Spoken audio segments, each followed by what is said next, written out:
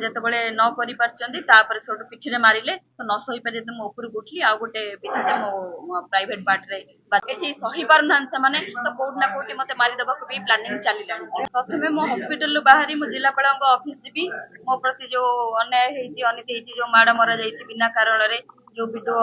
ଅଭିଯୋଗ ଯୋଉ କରିଛନ୍ତି ମୋ ନାଁରେ ମିଥ୍ୟା ଅଭିଯୋଗ ଆଇଏଏସ୍ ଯୋଉ ମିଛ କେସରେ ମତେ ଫରୱାର୍ଡ କରିକି ମାଡ ମାରିକି ଏତେ କଷ୍ଟ ଦେଇଛନ୍ତି ତ ତା ବାବଦରେ ଆମେ ଜିଲ୍ଲାପାଳ ଅଫିସକୁ ଯିବୁ। ମହିଳା ମାନଙ୍କର ଟିମ୍ ଆସିଛି ଇଣ୍ଟରନ୍ୟାସନାଲରୁ ତାଙ୍କ ସହିତ ଯାଇ ଆମେ କଲେକ୍ଟରଙ୍କୁ ଗୋଟେ ଦାବି ପତ୍ର ଦେଇକି ଆସିବୁ। ଦାବି ଯାହାବି 11 ତାରିଖ ପରଠୁ ଯାହାବି ମୋ ସହିତ ଆଜି ପର୍ଯ୍ୟନ୍ତ ହେଇ ଆସିଛି ସବୁ ବାବଦରେ ଆମେ ଆଲୋଚନା କରିବୁ। ମୁଁ କଲେକ୍ଟରଙ୍କୁ ନିଜେ ଭେଟିକିରି ସବୁ ଜିନିଷକୁ ଜଣାଇବାକୁ ଚାହୁଁଛି। ସେ ବି ହୃଦୟଙ୍ଗମ ହବା ଦରକାର ଆଜି ମୁଁ କେତେ ଟର୍ଚର ସହିଛି ମତେ କେତେ ହଇରାଣ କରାଯାଇଛି ଗୋଟେ ଝିଅ ସରପଞ୍ଚ ହିସାବରେ ଯଦି ମୋ ପଞ୍ଚାୟତ ପାଇଁ ମୁଁ ଲଢିଛି ମତେ କେତେ ବାଧା ବିଘ୍ନ ମତେ ଆସିଛି ଆଉ ମାଡ ବି ମାରିଛନ୍ତି ମତେ ବହୁତ କଷ୍ଟ ଦେଇଛନ୍ତି ତାର ମୁଁ ନିଶ୍ଚିତ ଭାବରେ ଜିଲ୍ଲାପାଳଙ୍କ ପାଖରେ ରଖିବି ମୋ ଅଭିଯୋଗ। ନିଶ୍ଚିତ ଭାବରେ ଯଦି ମୁଁ ଦେଇଥିଲି ଏଫଆଇଆର ତ ସମସ୍ତଙ୍କ ନାଁରେ ଦେଇଥିଲି ଯଦି ବି ଦେହ ଖରାପ ଥିଲା ବହୁତ ମାନେ ଅସୁବିଧାରେ ବି ଏଫଆଇଆର ଲେଖିକି ଡିପୋଜିଟ୍ କରାହେଇଥିଲା ଯଦି ବି ତା ଭିତରୁ କେହି ରହିଯାଇଥିବେ ବର୍ତ୍ତମାନ ମୁଁ ତ ନିଜେ ଷ୍ଟେବଲ ଅଛି ଦେଇପାରିବି ତ ନିଶ୍ଚିତ ଭାବରେ ଆଇଏଏସ୍ ହୁଅନ୍ତୁ କି ଏସ୍ଆଇ ହୁଅନ୍ତୁ କି ବିଡିଓ ହୁଅନ୍ତୁ ଯୋଉମାନଙ୍କ ନାଁରେ ବି ରହିଲା ମୁଁ ସେମାନଙ୍କ ନାଁରେ ଏଫଆଇଆର ପ୍ରଥମ ଯେତେବେଳେ ପର୍ଯ୍ୟାୟ ଡକ୍ଟର ରିପୋର୍ଟ ଦେଇଛନ୍ତି ଯେ ଆପଣଙ୍କୁ ଇଞ୍ଜୁରି ନାହିଁ ପୁଣି ପଚାରୁଛନ୍ତି ଆପଣଙ୍କ ଇଞ୍ଜୁରି ଅଛି ଏଠି ଡକ୍ଟରଙ୍କ ବି ଭୂମିକା ରହୁଛି ଚାପ ପଡୁଛି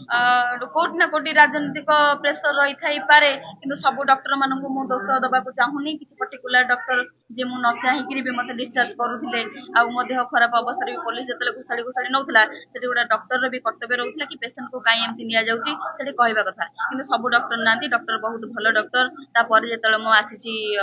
ମତେ ଟ୍ରିଟମେଣ୍ଟ ପୁଣି ଥରେ କରାହେଇଛି ମତେ ବହୁତ ବଢିଆ ଟ୍ରିଟମେଣ୍ଟ କରାହେଇଛି ମୋର ଟେକ୍ନିକ ମାନେ ଦେଖାଯାଇଛି ଖାଇଲି ନ ଖାଇଲି ପ୍ରପର କେୟାର ନିଆଯାଇଛି। ଯେତେବେଳେ ମୋବାଇଲ ଧରିଥିଲି ମୁଁ ମୋ ଲାଇଭ ଚାଲିଥିଲା ମୋବାଇଲ ସେମାନେ ଛଡେଇଲେ ମୁଁ ଦୁଇ ହାତରେ ମୋ ମୋବାଇଲ ପୁରା ଚାପି ଧରିଥିଲି ଗୋଡ ପାଖରେ ତାପରେ ସେମାନେ ମତେ ଟଣାଟଣି କରି ମୋବାଇଲ ନେବାକୁ ବହୁତ ଚେଷ୍ଟା କଲେ ଯେତେବେଳେ ମୋବାଇଲ ନ ନେଇ ପାରିଲେ ଫାଷ୍ଟ ମୋ ପିଠିକି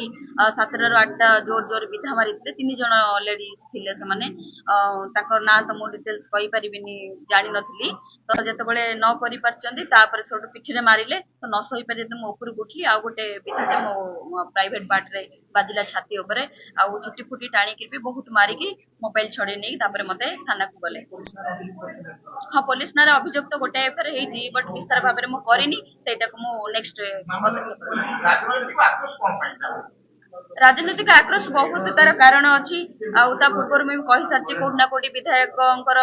ଯୋଉଟା ଡିମାଣ୍ଡ ଥିଲା ମୋ ଉପରେ ସେଇଟା ମୁଁ ପୁରା କରିପାରିଲିନି ମତେ ଧୀରେ ଧୀରେ ଟାର୍ଗେଟ କଲେ ଯେମିତି ମୋ ପଞ୍ଚାୟତ ଡେଭଲପମେଣ୍ଟ କାମ ହଉ କି ଅନ୍ତୋଦୟ ଗୃହ ଯୋଜନା ହଉ ଯୋଉମାନେ ନିହାତି ନିଡି ପର୍ସନ ତାଙ୍କୁ କାଟିକିରି କାହା ଇଙ୍ଗିତରେ ମାନେ ଲିଷ୍ଟ ଦଉଛନ୍ତି ପଞ୍ଚାୟତରୁ ଯୋଉ ଲିଷ୍ଟ ଯାଉଛି ସେମାନଙ୍କର ହେଇପାରୁନାହିଁ ତ ବହୁତ ବାବଦରେ ଅଛି ଯୋଉ ସମିତି ସଭ୍ୟ ପ୍ରେସ ମିଟ୍ କରିଥିଲେ ଆପଣ ଗାଁକୁ ଯାଇ ପଚାରନ୍ତୁ ବିଜେପି ଓ ପ୍ରୋଜେକ୍ଟରେ ଗୋଟେ କାମ କରିଥିଲେ ଗୋଟେ ଫଳ ଗୋଟେ କରିଥିଲେ ମେଲଣ ପଡିଆରେ ସେ ଫଳ ଗୋଟେ ଏଇ 2 ମାସ ଭିତରେ ଗୋଟେ ବିକଳାଙ୍ଗ ପିଲା ଉପରେ ପଡିକି ବିକଳାଙ୍ଗ ପିଲାର ଡେଥ୍ ହେଇଯାଇଛି ତା ଘରକୁ ଯାଇ ଟିକେ ମୁହଁ ବି ମାନୁନାହାନ୍ତି ତାକୁ ସହାନୁଭୂତି ବି ଦେଇନାହାନ୍ତି ତାଙ୍କ ନିଜ କାମ ନିଜେ ପ୍ରଥମେ କରନ୍ତୁ ତାପରେ ମୋ ଉପରେ ଅଙ୍ଗୁଳି ଉଠେଇବେ ଯୋଉ କହୁଛନ୍ତି କାମରେ ଦୁର୍ନୀତି ହେଇଛି ମୁଁ ସ୍ୱାଗତ କରୁଛି ଯଦି ମୋ ପଞ୍ଚାୟତରେ କିଛି ଦୁର୍ନୀତି ହେଇଛି ଉଚ୍ଚସ୍ତରୀୟ ତଦନ୍ତ ଟିମ୍ ଗୋଟେ ବସାନ୍ତୁ ମୁଁ ସେମାନଙ୍କୁ ସହଯୋଗ କରିବି। ଯାହାକୁ ଗିରଫ କରାଯାଇଛି ସିଏ ଏଫଆଇଆର ଭିତରେ ଯୋଉ 7 ଜଣ 9 ଜଣ ଥିଲେ ସେମାନଙ୍କ ଭିତରୁ କେହି ବି ନୁହଁ ବର୍ତ୍ତମାନ ମୁଖ୍ୟ ଅଭିଯୁକ୍ତ ଯୋଉମାନେ ଏବେ ବି ସେମାନେ ଧରା ହେଇନାହାନ୍ତି ଆଜିକି 7 ଦିନ ହେଇଗଲାଣି ତ ପ୍ରଥମ ଦାବି ରହିବ ମୋର ମୁଖ୍ୟ ଅଭିଯୁକ୍ତ ମାନଙ୍କୁ ଗିରଫ କରାଯାଉ କାହିଁକି ନା ମୁଁ ଏବେ ବି ମୋ ଜୀବନ ସଂକଟାପନ୍ନ ଯେହେତୁ ମୁଁ ସ୍ୱର ଉଠେଇଛି ପୁରା ଓଡିଶାବାସୀ ଦେଖିଛନ୍ତି ଓଡିଶାବାସୀ ସହାନୁଭୂତି ଦଉଛନ୍ତି ଆଶୀର୍ବାଦ ଦଉଛନ୍ତି ଏଠି ସହି ପାରୁନାହାନ୍ତି ସେମାନେ ତ କୋଉଠି ନା କୋଉଠି ମତେ ମାରିଦେବାକୁ ବି ପ୍ଲାନିଂ ଚାଲିଲାଣି।